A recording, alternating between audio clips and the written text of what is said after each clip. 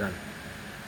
அன்புக்குரிய தமிழ் பேசக்கூடிய இந்திய இலங்கை வாழ் முஸ்லீம்களே, நிச்சயமாக இந்த உலக வாழ்க்கையில் நாம் பெற்றிருக்கக்கூடிய பெரும் பாக்கியம்தான் அல்லாஹுவை திக்ர் செய்யக்கூடிய நாவை நாம் பெற்றிருக்கின்றோம்.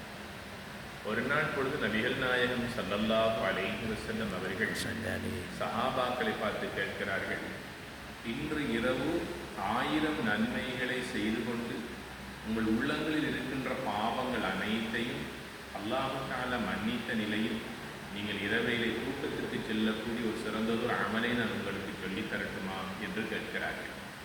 ஃபஷக்க அலைனா, சஹாபாக்கள் சொன்னார்கள், இது எங்களுக்கு ரொம்ப சிரமமாக இருக்கிறது நபியே நாயகமே.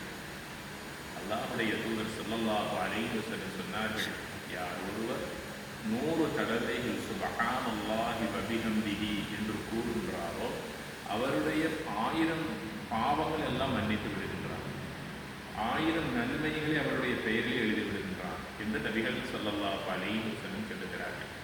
ஆக காலையிலே கண் விழித்ததிலிருந்து இரவிலே நாம் தூக்கத்துக்கு செல்லுகின்ற வரைக்கும் நம்முடைய கண்களால், நம்முடைய பேச்சால், நம்முடைய செவிப்புலன்களினால், நம்முடைய உள்ளத்தினால், சிந்தனைகள் எவ்வளவு பல பாவங்களை நாங்கள் சம்பாதித்துக் கொண்டிருக்கிறோம். அந்த பாவங்கள் அனைத்தையும் சுமந்த நிலையிலே நாம் தூக்கத்திற்கு யாரும் செல்லக்கூடாது. எங்களுடைய உள்ளத்தை நாங்கள் பரிசுத்தப்படுத்திய நிலையிலே நாம் தூக்கத்திற்கு செல்ல வேண்டும். அதற்கு அல்லாஹ்வுடைய நபி கண்மணி நாயகம் ஸல்லல்லாஹு அலைஹி வஸல்லம் அவர்கள் நமக்கு காட்டி தந்த என் பாவங்களை மன்னிக்கக்கூடிய ஒரு சிறந்த ஒரு அமல் தான் தூங்குவதற்கு முன்னால் சுப்ஹானல்லாஹி வ பிஹம்திஹி என்று 100 தடவைகள் சொல்லுகின்ற போது என் பாவங்கள் அனைத்தையும் அல்லாஹு தஆலா மன்னித்து என் உள்ளத்தை அல்லாஹ் பரிசுத்தப்படுத்திய நிலையிலே அல்லாஹு தஆலா எம்மை தூங்க வைப்பதற்கான வாய்ப்பை அல்லாஹ் தருகின்றான்.